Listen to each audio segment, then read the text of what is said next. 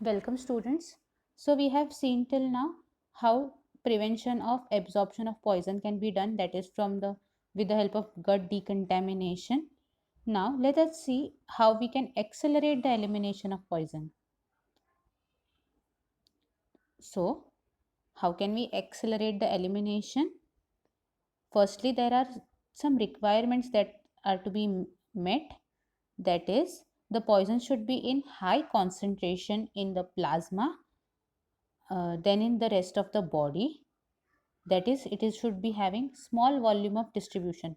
Volume of distribution is the term given when how fast your drug can get uh, get distributed to various organs of the body, such as the liver, the muscles, and other organs of the body after it is in the plasma, or the once it is absorbed from the blood. So if the volume of distribution is less or small, then it will stay in the plasma for long time. So it is easier for plas it is easier for the medical staff to remove out the drug from plasma, since it is in high concentration in plasma itself. So that is one requirement. And it should be readily in the plasma, dissociate readily from the plasma proteins. We have seen that there is plasma protein binding of the drugs, so it should be readily dissociated from the plasma proteins, or else if it is strongly binded to the plasma proteins, then all your plasma protein are going to get uh, stuck with it, and it is not going to get eliminated from the body easily. Then how can we carry out the acceleration of elimination of poison? So firstly, we can just take a very simple method, that is repeated use of activated charcoal. So as we have seen, activated charcoal can be used to eliminate the reduce the absorption of the drug from the GI tract. Even it can be used also to accelerate the elimination of poison. How? So the charcoal that you will administer to the patient, what happens once the uh, since the drug is in high concentration in the body, after for example, let us say the drug has got absorbed, 70-80% of the drug has got absorbed from the GI tract, and a lot of it is in a high concentration in the body, hence it is poison, it is working as a poison, right? So the body also tries to eliminate out this poisonous substance, so it will try to pump it back in the small intestines and large intestines. So how can charcoal help it?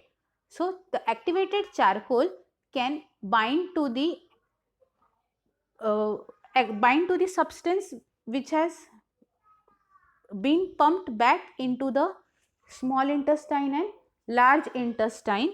Hence it will it will form a irreversible the charcoal will be irreversibly sorry the substance will be irreversibly adsorbed on the charcoal surface, and in because of that, once the charcoal is eliminated from the body, slowly, eventually your drug will also get eliminated quickly. It will not get absorbed back in the small intestines or large intestine.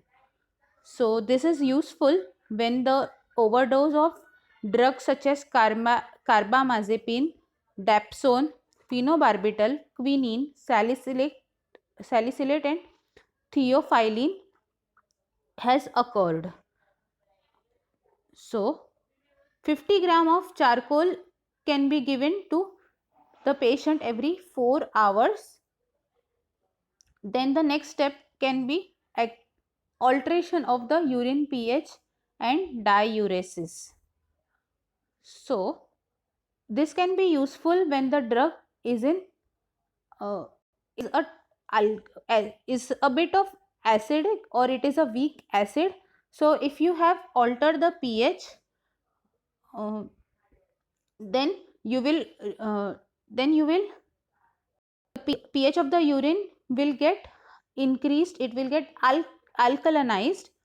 So with the help of compounds such as uh, sodium bicarbonate, you can alkalinize the urine, and because the substance, the drug of the poison was weak acid in nature, it will get dissolved in the base alkaline urine and get eliminated eventually. And if the drug is a bit basic in nature, such as amphetamine, dexfenfluramine, phencyclidine, etc., then you have to acidify the pH by, so pH around 5.5 to 6.5 is expected.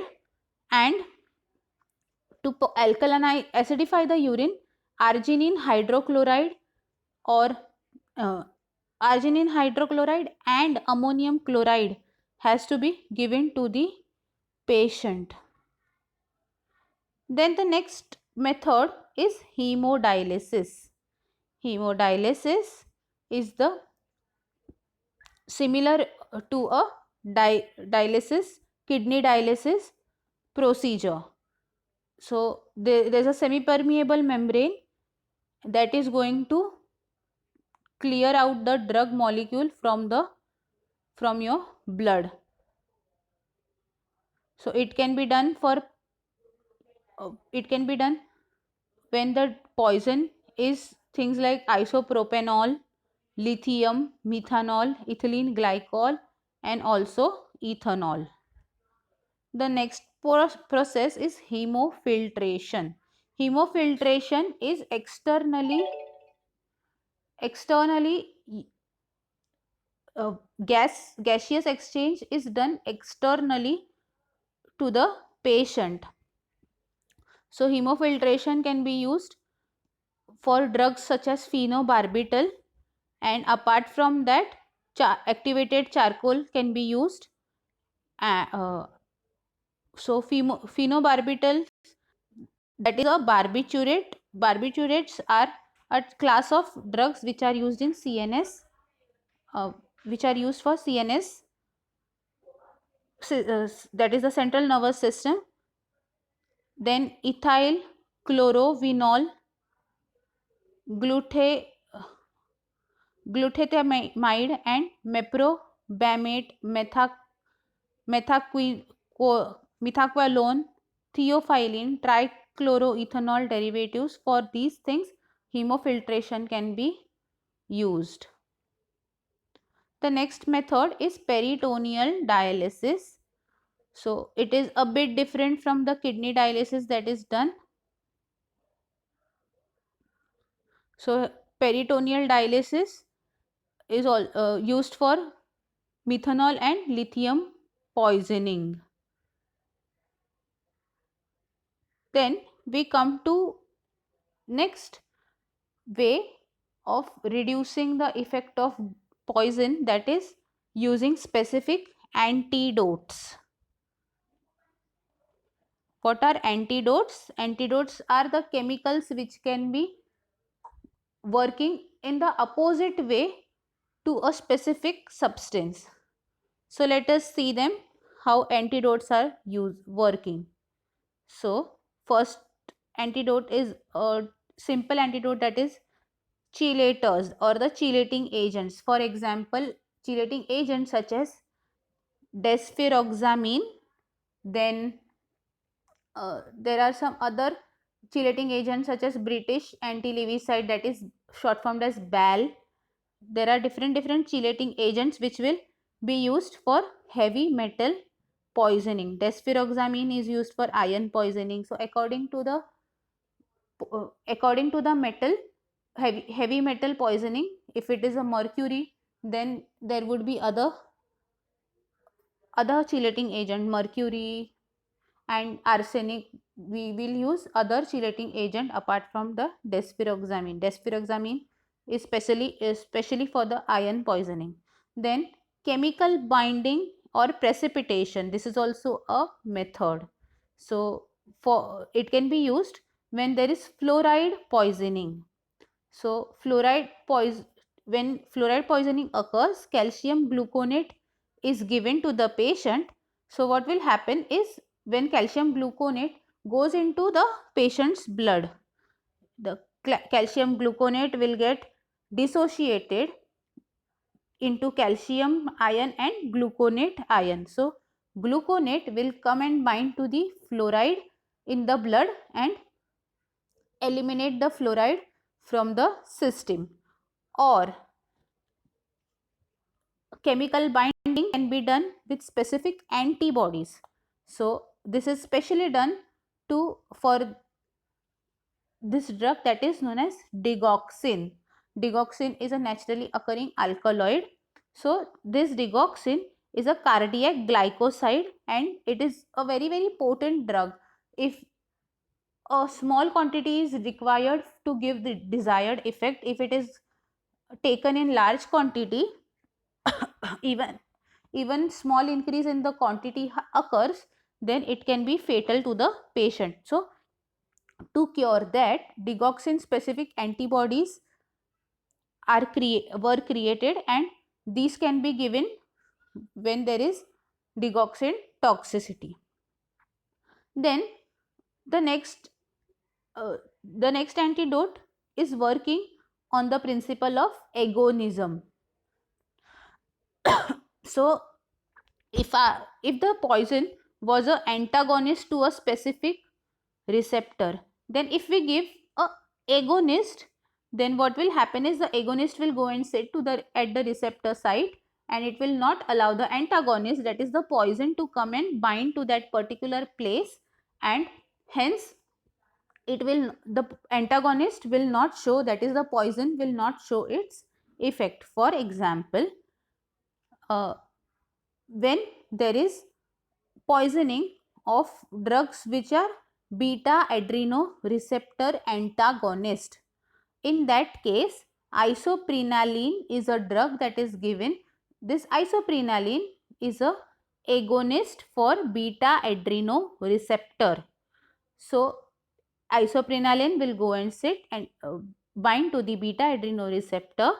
It will not allow the antagonist to come and sit, hence preventing the antagonist from working or eliciting its action.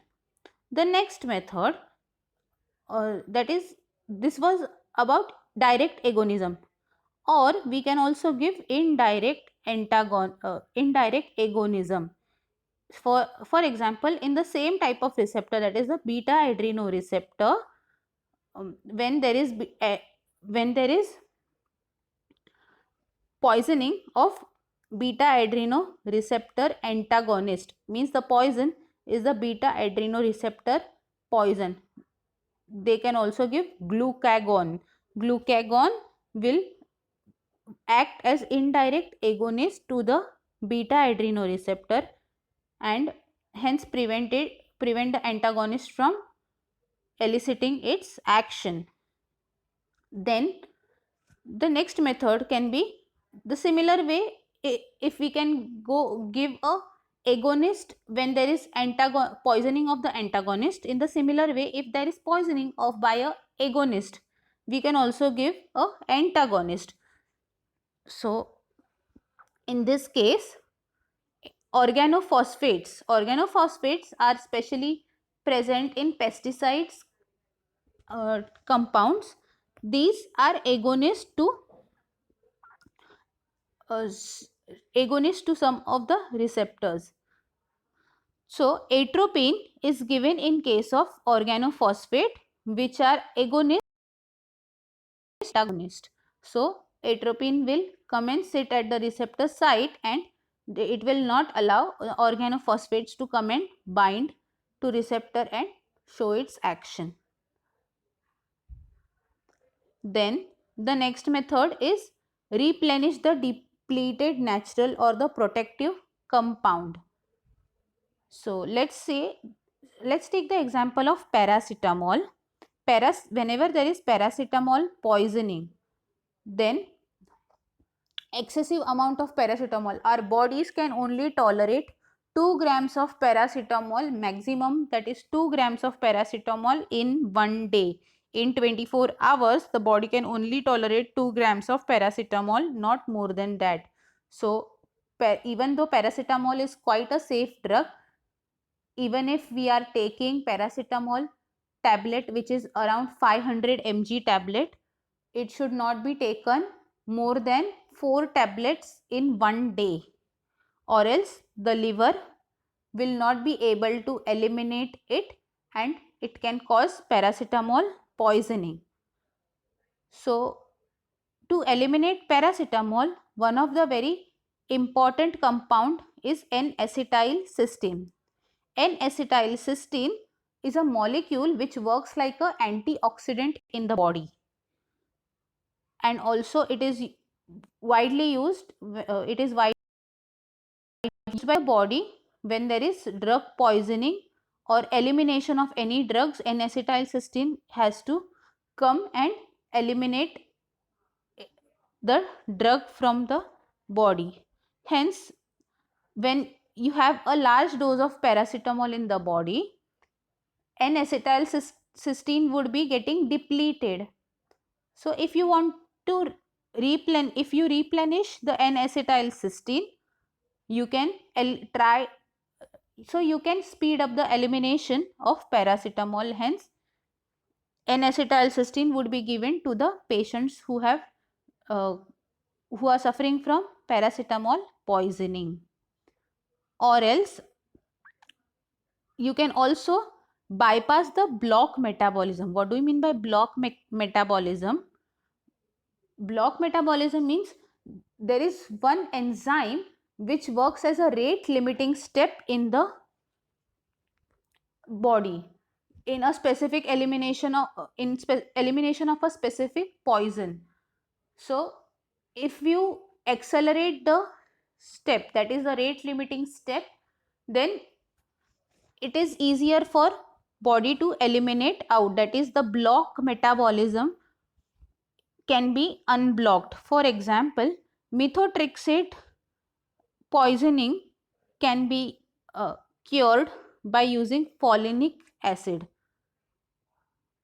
Methotrexate is a similar to folic acid, and it takes a pathway where it goes from folic acid to folinic acid, etc. So methotrexate poisoning is in methotrexate poisoning folinic acid is given, and warfarin is a anticoagulant drug which is actually used for people who have blood clots problems such as blood clots, etc. It is used as a blood thinner. So vitamin K would be used to bypass its block metabolism. Then prevent the next method can be prevention of the formation of even more lethal or toxic compound.